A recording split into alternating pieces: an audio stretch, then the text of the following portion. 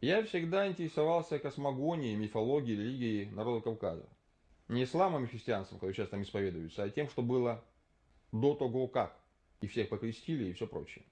И у меня было такое чувство, что пока некие силы разрушали духовные знания больших народов, народы маленькие смогли сохранить некую память в своих мифах, в своих эпосах о той вере, древнейшей вере, которая была и до христианства, и до иудаизма, и до зороастризма. И недавно я натолкнулся на очень интересную книгу Даурбека Макеева «Религиозное мировоззрение в нарском эпосе». И понял, что мои догадки были верны. Я не буду детально вдаваться в анализ этой религии. Мой анализ будет очень общим. Но я думаю, этого будет достаточно для того, чтобы понять, что между древней осетинской верой и христианством в настоящем его виде очень много общего. Но есть некие отличия, которые фундаментальны. Говорят о большей древности именно осетинской религии по отношению и к зороастризму, и христианству. Дело в чем? Дело в том, что аланы, или асы, осетины, в свое время они доминировали на всем европейском пространстве. Они захватили многие народы, это был народ великих воинов. А потом он превратился в реликт, в общем-то, и существует до нынешнего времени. Вот то великое прошлое, которое было когда-то, оно сохранилось. У осетин 3 эпоса.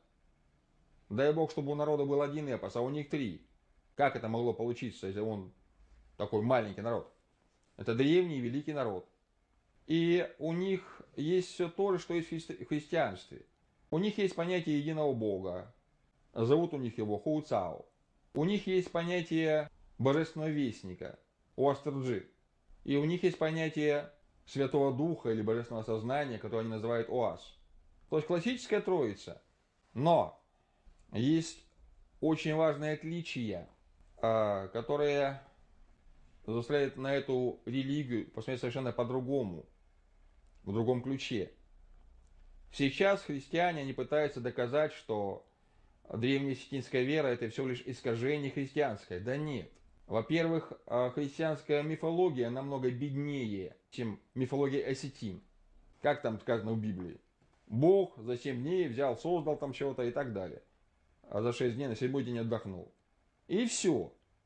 Если мы берем осетинский эпос, до солнца и луны на небе было единое первое светило, не вполне управляемое единым богом Хуцау, за что тот разделил первичное светило на 2 части, на солнце и луну, и установил солнцу ходить по небу днем, а луне ночью. Потом бог Хуцау ударил свой трон на землю, земля тогда была частью еще солнца, и от трона отскочил обломок. Затем Хуцау полил ледяные воды, и обломок застыл. Солнце предлагает Луне бросить заледенелый обломок. Пусть упадет в бездну. Но Луна упорно вращается вокруг обломка и не дает ему упасть. Тогда Солнце дало этому обломку тело, и оно превратилось в Землю. И при этом Солнце сказало, это будет местом приложения наших лучей. Луна не дает своим вращением упасть с Земли в бездну. И вот что интересно. Я не самый большой астроном на этом свете. Но это очевидно, что если Луна уйдет с орбиты Земли, то и Земля потеряет орбиту свою. Она изменится, и тогда все живое на Земле умрет. Не зря Луну во многих традициях считают именно божеством плодородия. Совокупная масса Земли и Луны позволяет им двигаться вокруг Солнца по той орбите, которая способствует развитию жизни на Земле. А откуда они знали об этом? Что Земля вращается вокруг Солнца, и что только за счет Луны Земля может творить жизнь. Ничего подобного вы в Библии не найдете. Там все просто. Захотел – сделал. То есть сложность этой космогонической мифологеммы говорит хотя бы о том, что творцы этих мифов были значительно умнее тех, кто творил миф о сотворении мира в Библии. Далее, в осетинской религии сказано, наиболее подходящим местом для своего существования Бог выбрал свет. Бог пронизывает весь мир. Он основа всего сущего. Он един и все в нем. Поэтому мы понимаем, что природа всего сущего одна. и все в этом мире достойно внимания. Человек сотворен из тела Бога, Творца. Он имеет способности к творению, как и Бог, Творец, но способности к творению открываются лишь при осознании единства бытия. Что отличает вот это понятие Бога от библейского понятия? Здесь нет дьявола. Понятие дьявола считается нововведением Заратустры. И мы тут налицо имеем перед собой некую мифологему, которая предшествовала реформе Заратустры. Здесь есть единый Бог, здесь есть человек, сотворенный не из глины, а из тела Бога. Он имеет способности к творению, но степень этой способности определяется понятием единства бытия. А христианство его разрывает на две части, на плохую и хорошую. И Заратустра делает то же самое, разделяя мир на плохое и хорошее, на дьявола и Бога. В Веле своей книге сказано: все сотворенное не может войти в расторгнутый ум. Премудрость великая. Свинтовит, он же Велес, он же Перун и так далее. То есть все боги это одно. Далее. Человек, сотворенный из тела Бога, имеет природу Бога. Поэтому он достоин уважения. А в Ветхом Завете сказано: не надейтесь вы на человека, ибо что он значит?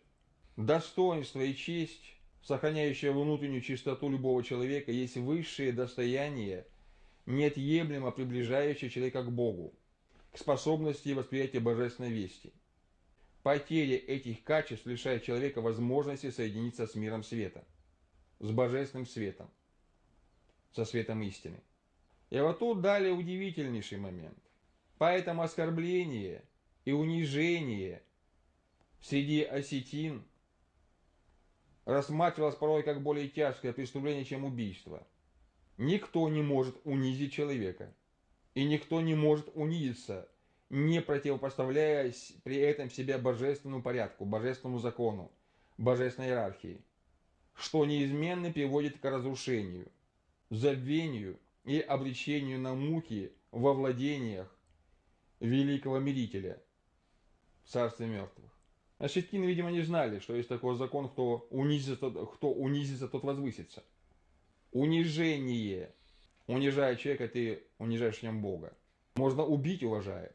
Поэтому грех убийства не так страшен, как грех унижения получается. Далее. Удивительно то, что в осетинской религиозной традиции, древней традиции, отрицается необходимость заповедей. Так в чем функция у вас божественной осознанности или божественного духа? Божественная осознанность, то есть ОАС, то бишь Святой Дух, дает возможность правильно воспринимать действительность. Ими считалось, что жизнь меняется постоянно, и никакими заповедями невозможно предопределить поступки человека. Но ежели человек обретает способность восприятия духа ОАС, этой божественной осознанности, он обретает способность правильно поступать в данной ситуации, не опираясь ни на какие заповеди, ни на какие законы. Здесь и сейчас, опираясь на божественную осознанность, он обретает возможность поступать правильно. А Библия загоняет людей в некие рамки: не убей, не укради и все прочее. При этом убивают, при этом воруют и все прочее. Далее, недавно один поп сказал по телевидению фразу, которая меня просто поразила. Просто даже не подозревал, что до такого можно опуститься в своем мышлении. Он сказал, что стремление к продолжению рода, стремление оставить потомство на земле — это абсолютно бездуховное стремление. Поэтому монастыри, поэтому уход от реальности, потому что считается только там человек может обрести Бога и обрести вечность. У осетин это много интереснее описано, это состояние. Потому что считается, что когда человек умирает, он попадает в некое пространство, в котором он должен осознать свою жизнь. И если он сможет осознать ее, он попадает в мир света, так называемый Рухс-Дуне. Но для того, чтобы осознать свою жизнь, свои ошибки и проступки, ему нужна энергия. И ритуалы поминовения усопших в осетинской традиции, они дают усопшему духу энергию для осознания. Если не будет детей, не будет внуков, некому будет вспоминать, и тогда у такой души не будет энергии для того, чтобы осознать свою жизнь и попасть в мир света. И поэтому они всегда стремились к тому, чтобы были дети, чтобы было много детей. То есть, такой беглый взгляд на эту традицию говорит о том, что с одной стороны у нее много общего с христианством, чисто по принципам. Единый Бог, вестник Бога и Святой Дух. Но при этом нет дьявола, который появился у Заратустры, потом в иудаизме и христианстве. Нет унижения людей, наоборот. Люди стремились к достойной жизни. Нет заповедей, которым нужно тупо следовать, независимо от ситуации. А есть дух УАЗ, который подскажет, как правильно поступать здесь и сейчас. И космогонически, и мифологически, и чисто вот по содержательной части осетинская религия, во многом утраченная, она намного глубже и богаче и христианства, и иудаизма, и даже зороастризма, и является неким отблеском той великой веры, которая была когда-то на всей территории России. И почему мы восприняли христианство? Потому что оно было очень похоже на то, что мы и так хорошо знали. Но, знаете, ложкой дегтя можно бочку меда испортить. Павел Флоренский писал о том, будучи монахом, что православие впитало в себя 80% от язычества русского. Но внесены были существенные изменения, и религия света превратилась в религию тьмы. Дело в том, что Бог, Он един, и в свете, и в тьме. Но можно почитать Бога в тьме и Бога как тьму. А можно почитать Бога как свет, Бога в свете. И сказано в осетинской традиции религиозной, что Бог избрал местом своего обитания свет. Это очень важный момент для нас, живущих на земле. Цельс писал в III веке нашей эры в своей книге «Правдивое слово» про иудеев очень интересную вещь. У иудеев достойно удивления, что хотя они почитают небо и пребывающих на нем ангелов, они оставляют без внимания самые замечательные и могущественные его части – Солнце, Луну и прочие неподвижные звезды и планеты. Для них как будто приемлемо, что Вселенная в целом Бог, а ее части не божественны, и что хорошо почитать тех, кто, как полагают, открываются где-то во тьме людям, а тех, что столь очевидным образом проявляют себя на небе, почитать не нужно. То бишь, о чем говорит эта цитата? Я уже сказал, что Бог, Он пребывает и в тьме, и в свете. Иудеи, исходя из этой цитаты, избрали почитать Бога во тьме. То же самое в своей книге «Земля в объятиях солнца» говорит Чижевский. Он говорит о том, что все народы почитали звезды, солнце, луну, и только иудеи смотрели себе под ноги и почитали тьму. И иудеи – это единственный народ, который имеет национальную одежду черного цвета. Но и наши попы носят черные рясы. Мусульмане поклоняются черному камню. И все они вместе мечтают о конце света. У осетин сказано, как я уже выше говорил, что Бог избрал местом свое обитание свет. Рыбаков писал о славянах, что славяне почитали белый свет, не имеющий видимого источника. Что белый свет и был главным объектом поклонения восточных славян. В Упанишадах сказано, что единый Творец Сущего пребывает среди богов огнем, а среди людей священнослужителем, жрецом, брахманом. В этой связи возникает очень интересный момент. Есть народы, почитающие Бога во тьме. Есть народы, почитающие Бога в свете. Есть путь, который все это объединяет. Но нас сейчас интересует не это.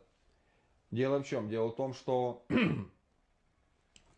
те, кто почитали Бога в свете, они очень трепетно и бережно относились к этому миру. И у них и мысли не возникало о конце света. Все их усилия духовные были направлены на то, чтобы была жизнь, на то, чтобы рождались дети, на то, чтобы жила природа. Религия тьмы, она стремится к уничтожению. Это совершенно естественно, это не плохо, не хорошо, это так. Но хорошо, когда на Земле есть баланс. Но все религиозные учения, и не только религиозные учения, которые сейчас существуют на Земле, они осознанно или неосознанно преследуют одну и ту же цель — уничтожение жизни на Земле. Будь то иудаизм, будь то христианство, будь то производное из христианства демократия. Все они одержимы чем угодно. Одни одержимы Царством Небесным, другим, так сказать, бесконтрольным обогащением. Все они ведут мир к гибели.